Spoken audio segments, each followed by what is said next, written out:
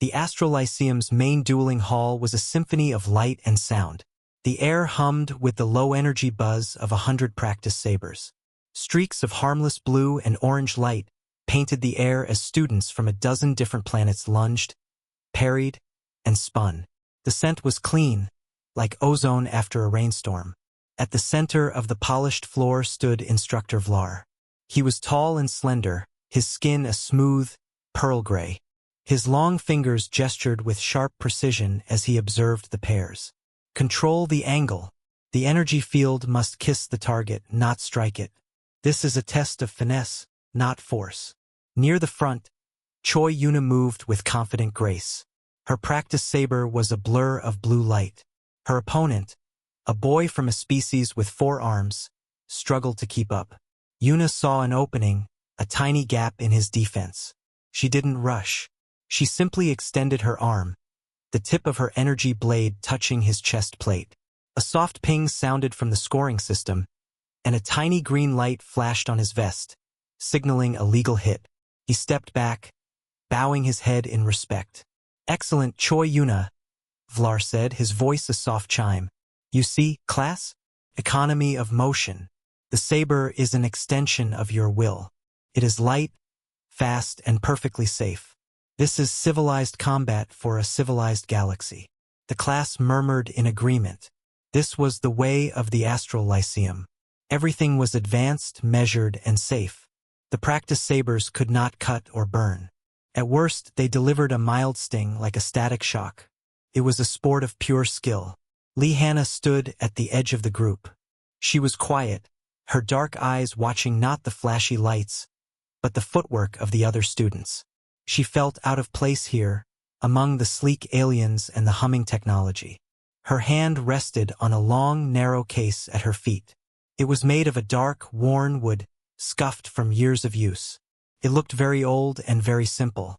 "Next pair," Vlar announced. Lee Hannah and Jorn.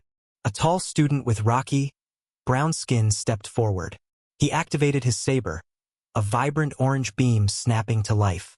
All eyes turned to Hannah. She knelt down. Instead of walking to the weapon rack of gleaming practice sabers, she clicked open the latches on her wooden case. The sound was solid and loud in the high-tech hall. She lifted the lid. Inside, resting on faded red velvet, was a sword. But it was nothing like the glowing rods the others used. This was a thing of solid metal and wood. It had a long, straight blade of polished steel that reflected the room's lights in a cold, sharp line. The handle was wrapped in dark leather, worn smooth in places from a grip. It rested in a plain wooden scabbard. The room went completely silent. The buzzing of the sabers seemed to fade away.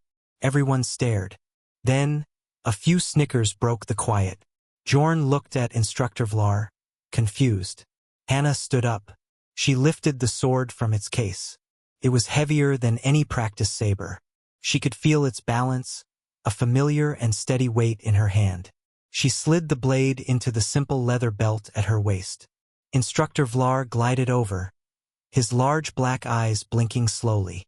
"Lee Hannah," he said, his tone polite but puzzled. "There seems to be a misunderstanding. The dueling course uses the standard-issued practice sabers.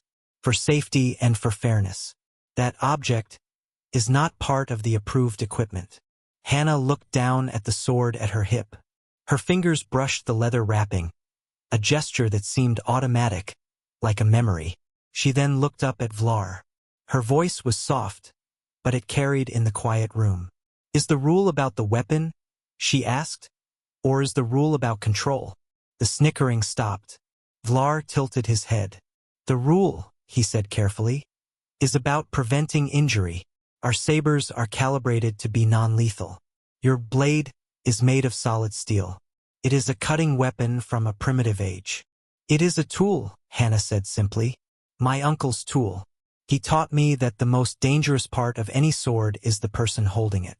The tool itself does not decide to be safe or dangerous." A student from the back, Kim Jun, watched with wide eyes. He knew Hannah from their engineering lectures. She was always quiet, always sitting alone. He had never seen this quiet fire in her eyes. Choi Yuna stepped forward, deactivating her practice saber. Instructor, with respect, this is absurd. We are here to learn advanced dueling forms, not to play with historical relics. It is unfair and unsafe. Hannah did not look at Yuna. She kept her eyes on Vlar. You asked for control. For a touch, not a strike. She placed her hand on the sword's hilt. I can show you control. The instructor was silent for a long moment. The whole class waited. He was a being of logic and rules, but he was also a scholar of movement. His curiosity, a trait all his species shared, was now sparked. Very well, Vlar said finally. A murmur ran through the class. A demonstration. Jorn, you will use your practice saber. Lihanna, you may use your sword. But this is only a drill of the basic parry. No attacks. We will see this control. Jorn shrugged his rocky shoulders and took his stance. His orange saber held ready. Hannah walked to the marked circle on the floor. She did not assume a flashy pose. She stood with her feet shoulder-width apart, her right foot slightly back. She did not draw the sword. She just stood there, one hand on the scabbard, the other on the long, leather-wrapped hilt. It looked ridiculous. Jorn had a beam of contained energy. Hannah had a piece of metal in a wooden holder. Begin the drill, Vlar said. Jorn moved. He brought his practice saber down in a standard practice strike, slow and clear, aiming for her shoulder. It was a move they had all done 100 times. In one smooth motion, Hannah drew the sword. It was not a fast, dramatic pull. It was a clean, efficient arc. The unadorned steel caught the light. She didn't swing at the energy blade. Instead, she angled her own blade upwards, meeting the orange light not with force, but with the flat of her sword. There was a sound. It wasn't the sizzle of energy on energy. It was a deep, solid thunk. The practice saber's beam vibrated wildly upon contact with the physical metal. The solid mass of the longsword did not yield. Jorn's strike stopped dead. The shock of the impact traveled up his arm, making him gasp and step back, his saber dipping low. Hannah stood perfectly still. Her sword was now held in a guard position, its point steady as a rock. The entire movement had taken less than a second. There was no strain on her face, only calm focus. The dueling hall was so quiet they could hear the distant hum of the starship's engines. Every eye was fixed on the simple, ancient piece of steel in the human girl's hand, and on the stunned expression on Instructor Vlar's pearl-gray face. The silence in the dueling hall felt heavy after the deep thunk of steel meeting energy. Lihanna slowly lowered her uncle's longsword, the point coming to rest gently on the polished floor. Jorn was shaking his hand, looking at his practice saber as if it had betrayed him. Instructor Vlar finally moved, gliding closer. That was an unorthodox parry, he said, his chiming voice carefully neutral. The mass displacement is significant, but the safety concern remains primary.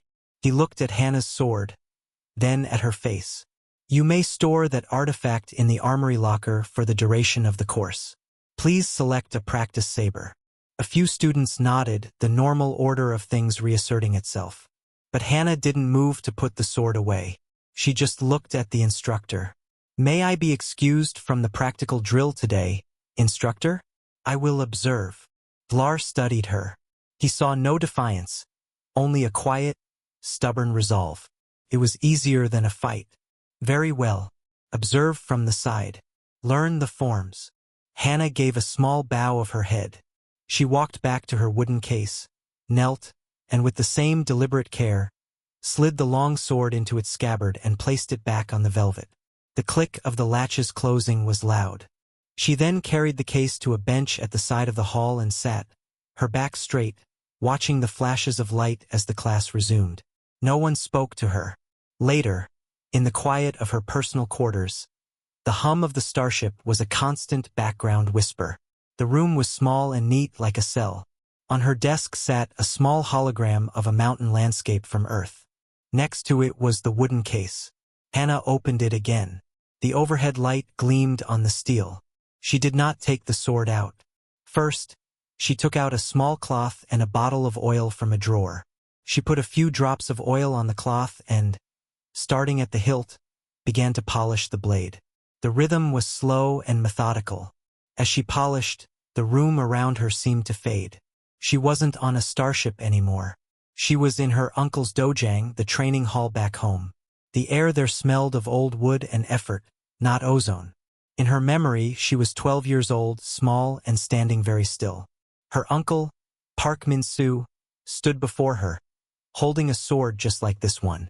He was not a large man, but he seemed immovable like a tree with deep roots. "The sword is not a toy, Hannah," he said, his voice calm and warm. "It is not for showing off. It is an extension of your spirit.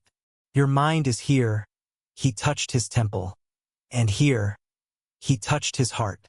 "The sword is just the truth at the end of your arm." In the memory he moved. It was not a fast movement. It was a slow, perfect arc, his body turning from the waist, the sword cutting through the air without a sound. It looked simple, but even as a child, Hannah could see the absolute control in every muscle, the perfect balance. "It is not about cutting," his voice echoed in her mind as her hand moved the cloth in circles on the steel. "It is about the truth of the line you draw. Where you choose to draw that line, that is what defines you." A tear fell from Hannah's eye and landed on the back of her hand. She stopped polishing. The grief was a physical weight in her chest, fresh and sharp. Uncle Min-soo was gone. A sudden illness, swift and brutal, had taken him just 6 months ago. This sword, his most prized possession, was all she had left of him. The dojang felt like a ghost town. Her parents, busy diplomats, had thought sending her to the famed Astral Lyceum would be a good distraction, a bright future. But here, surrounded by the marvels of the galaxy, she had never felt more alone. The technology was amazing, but it felt cold. The practice sabers were clever, but they felt empty. They had no history. They had no soul. They didn't remember the touch of her uncle's hands. She finished polishing and took the sword from its case. She stood in the middle of her small room. She did not swing it. She simply held it in a basic ready stance, feeling its familiar weight. It was heavier than any practice saber. That weight was a comfort. It was real. It grounded her. She thought about the look on Instructor Vlares' face. She thought about the snickers of her classmates. They saw a primitive weapon. They saw a girl clinging to the past. But for Hannah, the sword was not about the past. It was about a feeling. It was about the line between who she was and who she was supposed to become at this academy. Everyone here was trying to be the same, polished, advanced, unified. They were erasing their edges to fit in. Hannah looked at the straight, sharp edge of the blade. Her uncle had taught her not to erase her edge, but to know it, to hone it, to be responsible for it. She sheathed the sword and placed it back in the case. Her reflection looked back at her from the polished steel for a moment before the lid closed. She was not here to fight her classmates. She was not here to prove her sword was better. She was here because she had nowhere else to go. And if she had to be here, she would do it carrying the one thing that reminded her of home, of truth, of a line drawn with integrity. The next day, she would bring the sword again, not to cause trouble, but because putting it away in a locker felt like putting her uncle away. It felt like agreeing that his lessons, his world, were obsolete. And she could not do that. The weight in her hands was the only thing keeping the hollowness in her heart from swallowing her whole. The news traveled fast through the student channels of the Astral Lyceum. The human girl with the metal sword.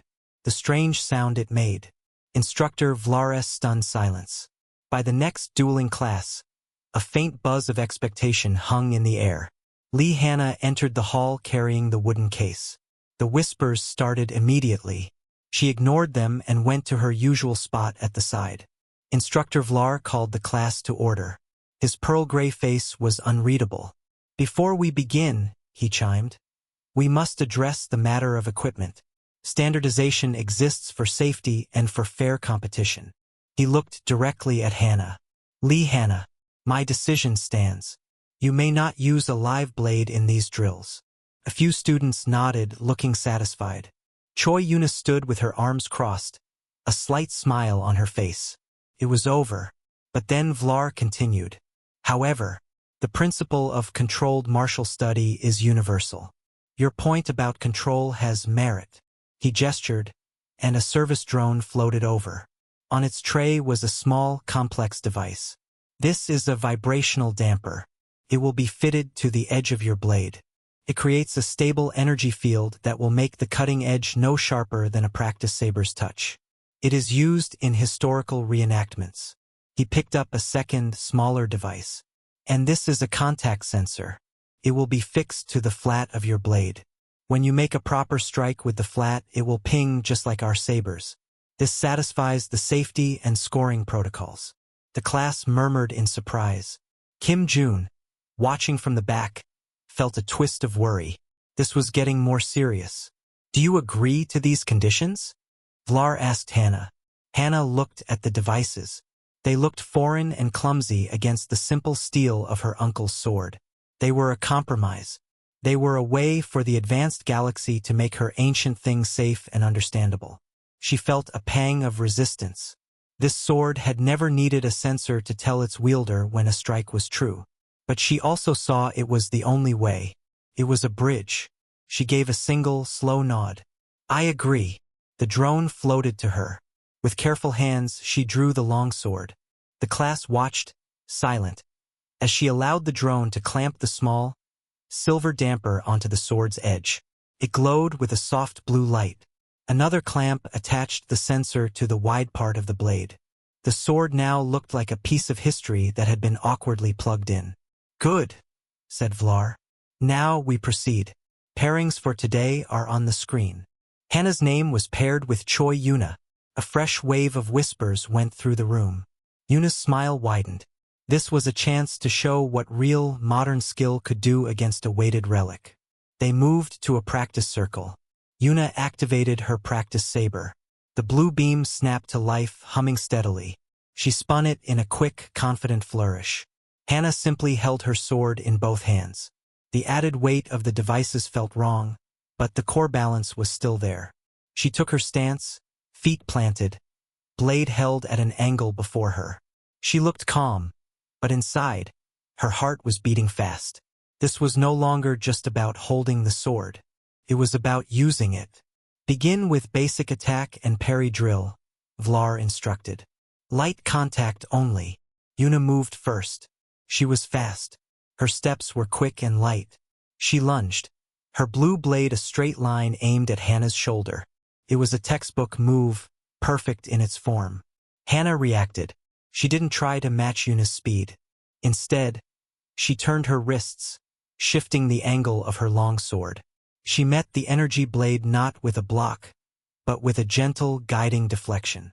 The practice saber's beam sizzled as it slid along the flat of the steel with a loud scrape, its force redirected into empty air.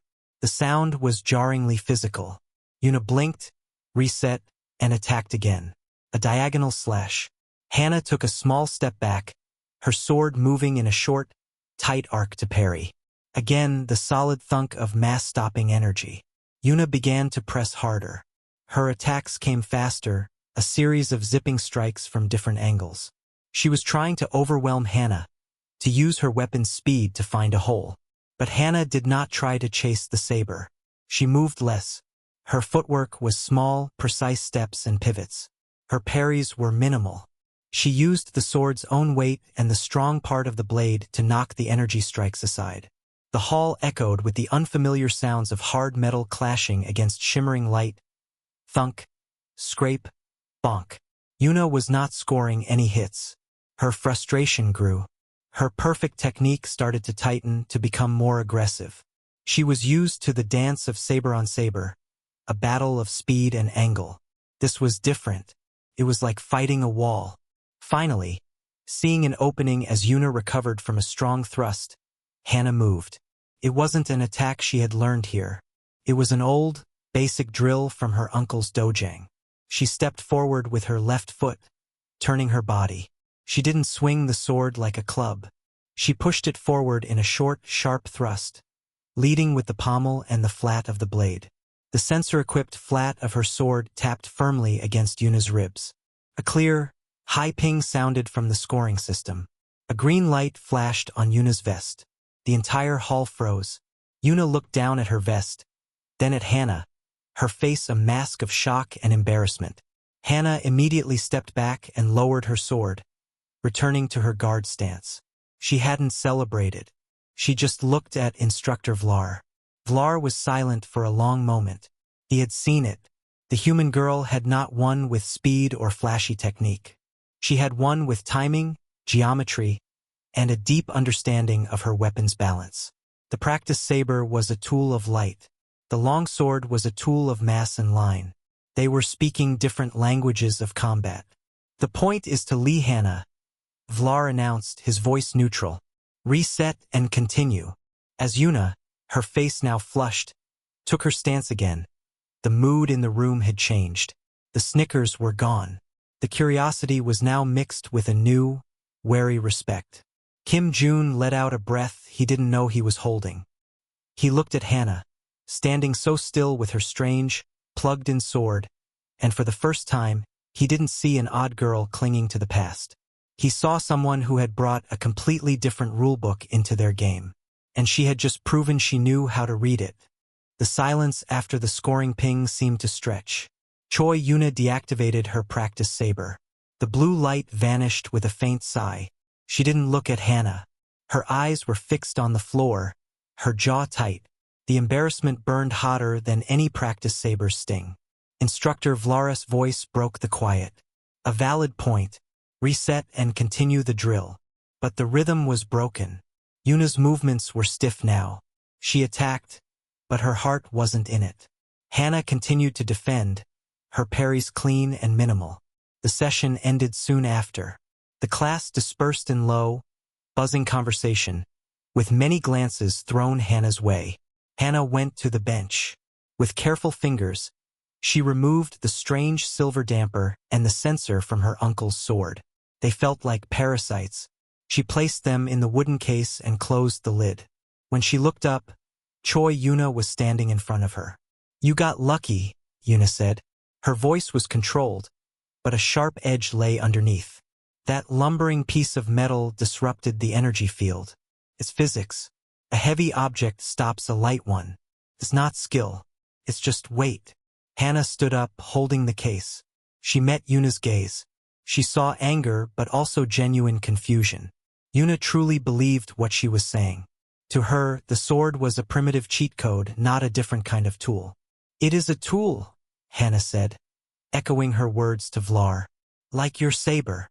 "It's a clumsy lever," Yuna shot back. "My saber requires precision. Yours just requires you to be strong enough to hold it up and get in the way." Kim Jun approached cautiously, having hung back. "Yuna, come on." She still had to block the right way at the right time. Yuna ignored him, her focus entirely on Hannah. "You think you're honoring some ancient tradition? You're just making things harder for yourself. And you're disrespecting the course." Hannah felt a small spark of heat in her chest. It wasn't anger at Yuna. It was frustration. How could she explain the feel of the balance? The lesson in every chip on the leather grip. The memory in the steel. They were speaking different languages. "Tomorrow," Hannah said quietly, "before first cycle, meet me in the tertiary botanical garden." Yuna frowned. "Why?" "To show you the principle," Hannah said. "Not the weight." Yuna stared at her, suspicious. Then she shrugged. "Fine. I'll be there. I want to understand this principle." She turned and walked away, her back straight. Kim Jun looked at Hannah, worried. "What are you going to do?" "Show her the edge," Hannah said simply. The tertiary botanical garden was a quiet bubble of Earth ecology aboard the vast starship. The air was moist and smelled of soil and greenery. Artificial sunlight, soft and golden, filtered through broad leaves. It was Hannah's favorite place on the Lyceum, the closest thing to home. She was there early, standing on a path of smooth river stones. Her uncle's sword was in her hand, free of any dampers or sensors. It was just pure, simple steel. Choi Yuna arrived exactly on time. She wore her training clothes, but carried no saber. Her expression was one of cold curiosity. "What is this?" Yuna asked, looking around at the peaceful plants. Hannah didn't answer directly. She walked to a large, decorative clump of pampas grass. She selected a single, dry reed. It was long and thin, almost like a natural wand. She walked back and held it up. "This is a reed," Hannah said. Yuna sighed, impatient. "I see that." Hannah stood very still. She held the reed out horizontally in her left hand. In her right, she held the long sword vertically, its point resting on the stone path. The blade was utterly motionless. "The practiced saber," Hannah said, "needs power to make a sting. It needs energy cells. It needs you to swing it with intent." Yuna crossed her arms, waiting for the point. "This," Hannah said, her eyes on the reed, "only needs to be true." In one calm, continuous motion, she let go of the reed. It fell. It was a simple, natural drop straight down. It fell onto the upturned edge of the motionless longsword. There was no sound. The reed, upon touching the razor-sharp edge, silently split into two perfect halves. Each half fluttered down to rest on the stones at Hannah's feet. The cut was so clean it looked as if the reed had always been two separate pieces. Hannah had not moved the sword. She had not swung. She had not applied force. She had simply allowed the reed to meet the truth of the blade's edge. Yuna's crossed arms slowly fell to her sides. Her eyes were wide, locked on the two pieces of reed. All the color drained from her face. Her mind, so used to calculating speed and energy output, went completely blank for a second. Then understanding crashed over her. Her breath hitched. Hannah finally looked at her. "You were right before. In the hall, it was about mass and disruption. I was using the flat. I was using the weight to stop you." She gestured to the split reed with the tip of her sword. "But this is the principle. This is what the tool is for. My uncle didn't teach me to fight with a club.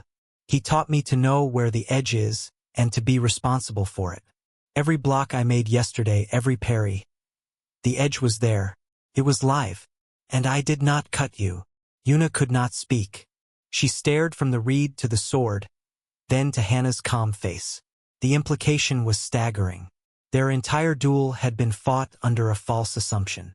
Yuna had been trying to score points. Hannah had been exercising a terrifying level of restraint.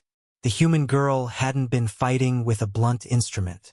She had been fighting with a live blade and had chosen, with every movement, not to use its primary function. Control wasn't about making a sensor ping.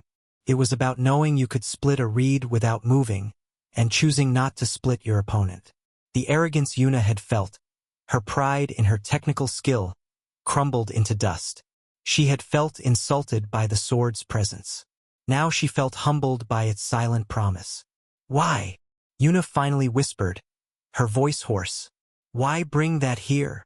Hannah sheathed the sword, the soft sound of steel on wood loud in the quiet garden. "Because it reminds me who I am," she said. "And because a tool that can only sting teaches one lesson.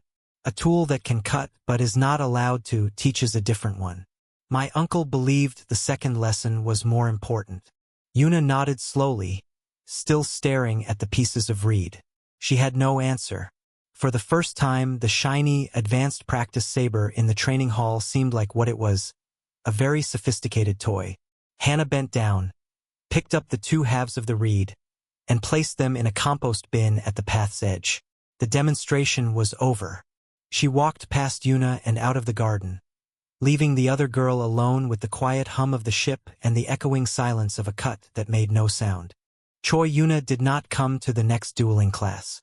A message flashed on the roster stating she was excused for independent study. The news about the reed had not spread. It was a private thing, a secret held in the quiet of the garden. But something had shifted in the air of the Lyceum all the same. Hannah still brought her wooden case to the hall. She still fitted the damper and sensor to her uncle's sword under the watchful eyes of her classmates. But the snickers and stares were gone. They were replaced by a wary, watchful silence. When she paired up for drills, her partners were extra careful, their movements almost respectful. They had not seen the reed, but they had seen Yuna's face after their match. A face not just of defeat, but of deep, personal confusion. Instructor Vlar noticed the change. His large, dark eyes missed little.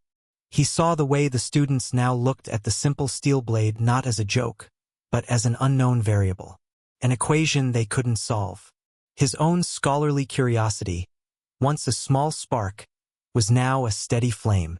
2 days after the garden, he approached Hannah at the end of a session. The other students were filing out, the buzz of their conversation fading. "Lee Hannah," he chimed, his voice soft. "A moment, please." Hannah was removing the sensor from her blade. She looked up. "Yes, instructor? Your demonstration with Choi Yuna was instructive," he said. He did not ask how he knew. The Lyceum had sensors everywhere, but his tone suggested Yuna herself might have spoken to him. It presented a philosophical question, one that interests me. He gestured for her to follow him to the center of the empty hall. The lights were low, making the polished floor look like a dark lake. "My people," Vlar began, "value elegance, efficiency. The practice saber is the pinnacle of this. It removes the messy variables of pain and permanence. It allows us to study pure form. But your weapon, and your words about control, suggest another path. One where the danger is not removed, but mastered from within." Hannah stood holding her sword, unsure of where this was going. "I would like to see it," Vlar said simply. "Not a drill, not a scored match. Conversation. In forms only. No sensors. No dampers." Hannah's grip tightened on the leather hilt. "The blade is sharp, instructor." "I am aware," he replied. "That is the point. You spoke of the line you choose to draw.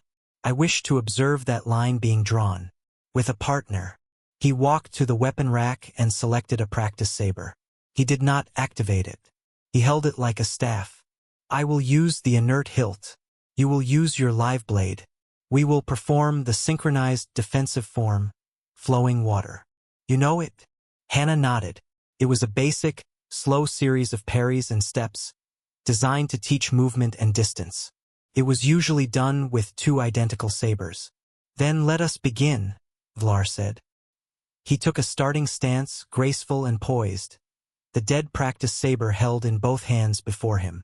Hannah took a deep breath. She pushed the empty scabbard from her belt and laid it on the floor.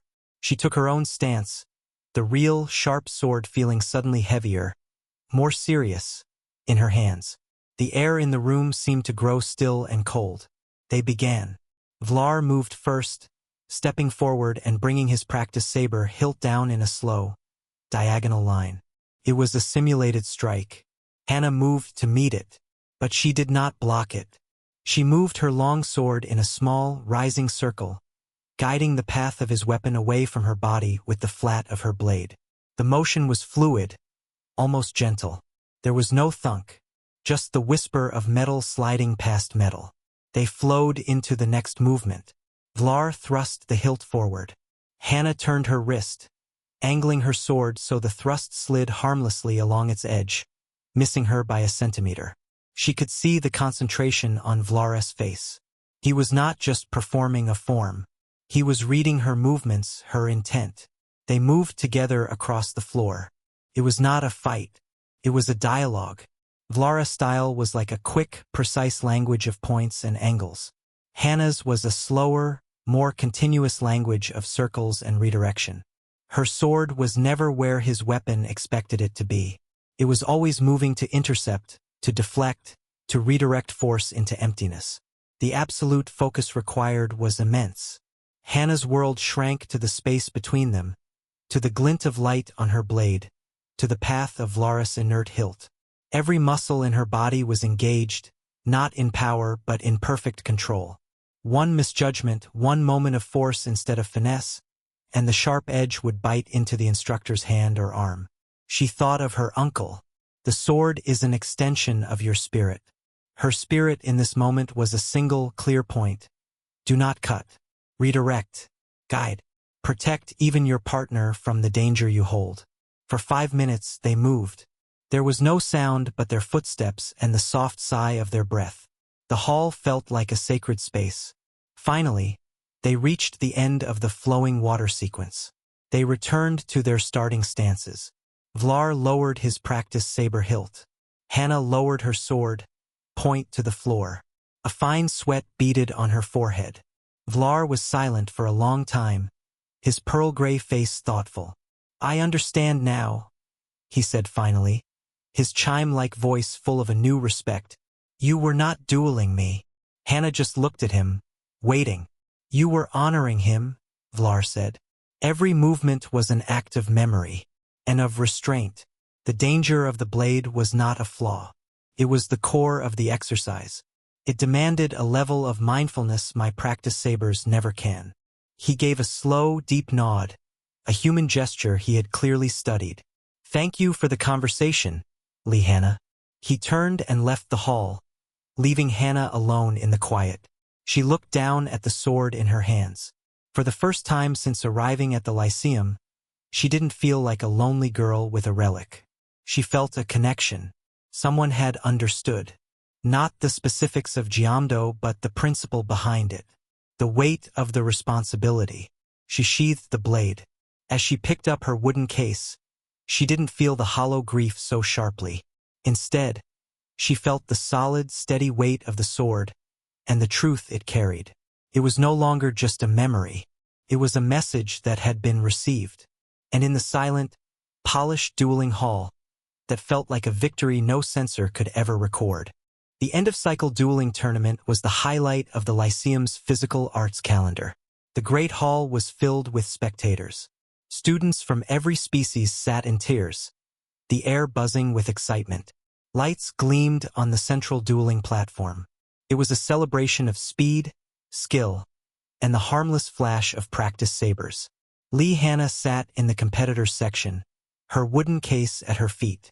She had qualified, but barely. Her matches had been slow, methodical affairs. She won a few points through defense and timing, lost others when opponents used the saber's speed to slip past her guard. She had not made it to the semifinals. She watched now as the final match played out. It was Choi Yuna against a tall student from a low-gravity world whose movements were impossibly floaty and fast. It was a beautiful fight. The sabers were blurs of light, weaving intricate patterns. Yuna was focused, sharp, and brilliant. She used every advanced technique Instructor Vlar had taught. She feinted. She lunged. She parried with flawless grace. In the end, she saw an opening and struck, her blue blade tapping her opponent's shoulder. A double ping sounded. The hall erupted in applause. Yuna had won the tournament. She stood under the bright lights, breathing hard, a smile of genuine triumph on her face.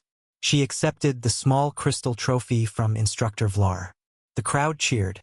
It was everything the Lyceum stood for. Hannah clapped softly. Yuna deserved it. She was the best with the tool they had all been given.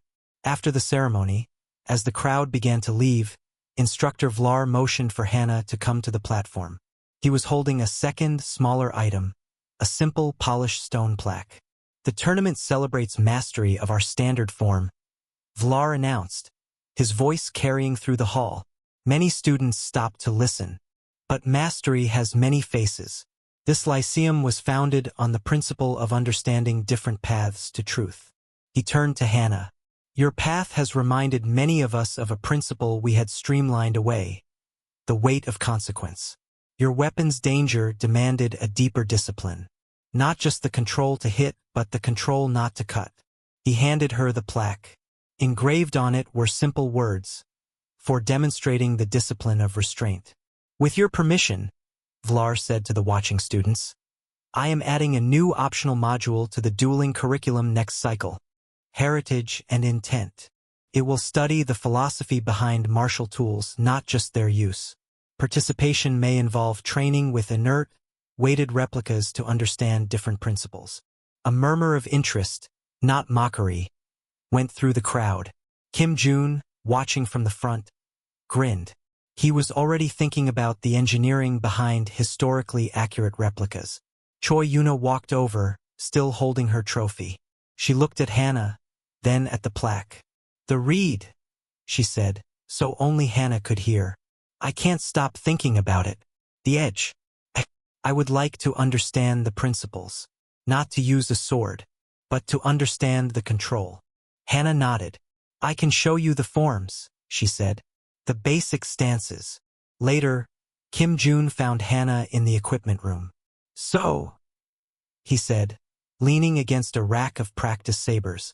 You really did change things. Are you going to help Vlar with his new class? Hannah was securing her uncle's sword in its case. I don't know, she said truthfully. Maybe.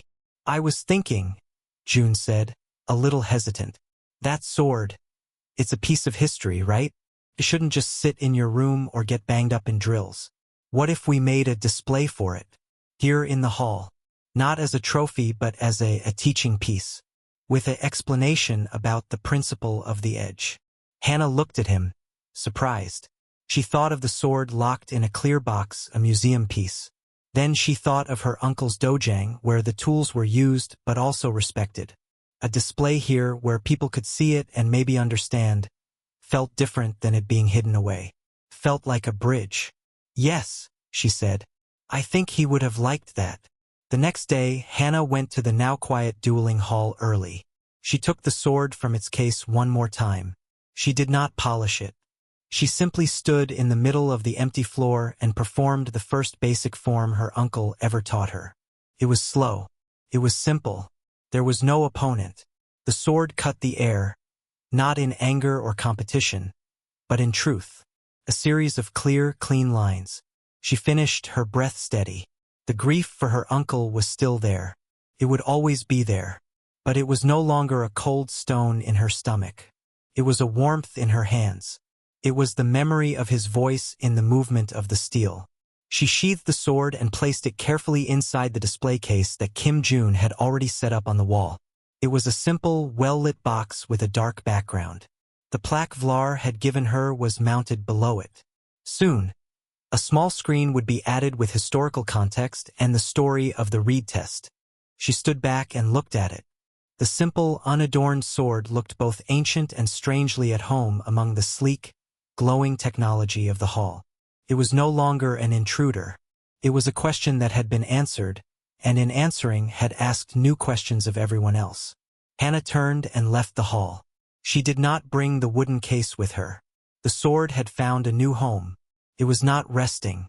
It was waiting, ready to teach its silent lesson about lines, edges, and the weight of choice to anyone who cared to look. And for the first time since coming to the stars, Lee Hannah felt like she had found a place, too. Not by fitting in, but by drawing her own line and letting others see its truth. The Astral Lyceum continued its orbit around knowledge. The dueling hall still hummed with the buzz of practice sabers. The tournaments still crowned their champions with flashes of harmless light. But something quiet had settled into the space, like a new layer beneath the polished floor. On the wall, near the entrance, stood a simple display. Inside was a Korean jean gum, a long sword of plain steel and worn leather. A small plaque below it read, "A tool of last resort on the discipline of restraint." Next to it, a screen could be activated showing a short entry. It included a historical note on Earth's bladed weapons, a philosophical statement about intent versus effect, and a single, unadorned sentence. The sharpest edge requires the steadiest hand. Students would sometimes pause and look at it. New students on their first day would point and ask. Older students would explain, in short, simple terms, about the human girl and her different kind of control. The story had become a part of the place, softened by time into a kind of legend. Lee Hannah did not become a dueling champion.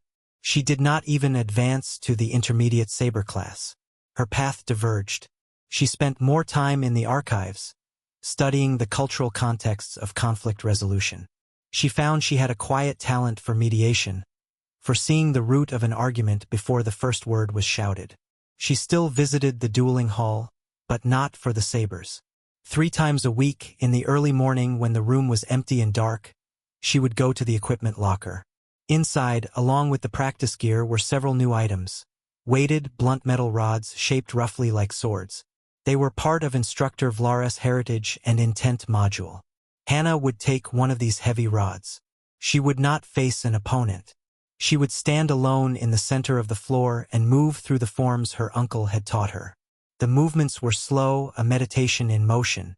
The weight of the rod was a teacher, showing her every mistake in her posture, every lapse in her focus. Sometimes, she was not alone. Choi Yuna began to join her. Yuna, the tournament winner, would arrive in simple clothes, leaving her trophy and her pride outside. She would pick up another weighted rod. She did not try to learn Hannah's specific forms. Instead, she worked on her own basic footwork and balance, feeling how different it was to move with a heavy, simple tool. She was learning to listen to a different kind of physical truth. "It's not about being better with this," Yuna said one morning, her breath forming a small cloud in the cool air. She hefted the rod. "It's about understanding what my saber doesn't teach me. About momentum. About commitment." Hannah nodded, pausing in her form. "My uncle said a light tool can make you careless. A heavy tool teaches you respect before you even begin." They would practice in silence after that, the only sounds their footsteps and the low hum of the ship. They were not friends, not exactly, but they were no longer rivals. They were two students on different paths, meeting at a crossroads of shared respect. Kim Jun helped with the heritage and intent module from the technical side. He designed stands for the weighted rods. He programmed the information screen next to the sword display. He sometimes watched the morning practices, fascinated by the engineering of human movement. One morning, Instructor Vlar entered the hall. He stood in the shadows by the door, watching. He saw Hannah's flowing, patient forms. He saw Yuna's sharp, analytical adjustments. He saw the way the heavy rods moved through the air, not with speed, but with undeniable purpose. Afterwards, he approached Hannah as she was putting the rod away. "The module is popular," he chimed softly. "Many are curious. They want to feel the weight you spoke of. They are beginning to understand that to master a tool, you must first understand its soul. You have shown them that." Hannah bowed her head slightly. "Thank you, instructor." "No," Vlar said. "Thank you. You drew a line, Lee Hannah. And because it was true, it did not divide. It connected." Hannah walked back to her quarters. She did not feel like a hero or a revolutionary. She felt like herself, finally. The sharp pain of her uncle's absence had softened into a steady, loving memory. She could think of him now and feel strength, not just loss. She stopped by the viewing gallery, a wall of clear crystal that looked out into the star-dusted blackness of space. Her reflection was faint in the glass, superimposed over a field of distant suns. She thought of the sword on the wall. It was not a relic anymore. It was a teacher. It was a question. It was a story that continued. Her uncle's voice was not lost in the void between stars. It was here, in the quiet morning hall, in the weight of a practice rod, in the thoughtful pause of a student looking at a piece of history. She had brought her truth to a place of different truths, and instead of clashing, they had learned to speak to each other. The most advanced tools, she realized, were not the ones that glowed and hummed. They were the ones that taught you something about yourself. Lee Hannah turned from the stars and walked down the corridor, her steps quiet and sure. The Lyceum was still a place of light and noise and competition. But now, in its heart, it also held a piece of silent steel, and the steady girl who had known its weight. And that was enough.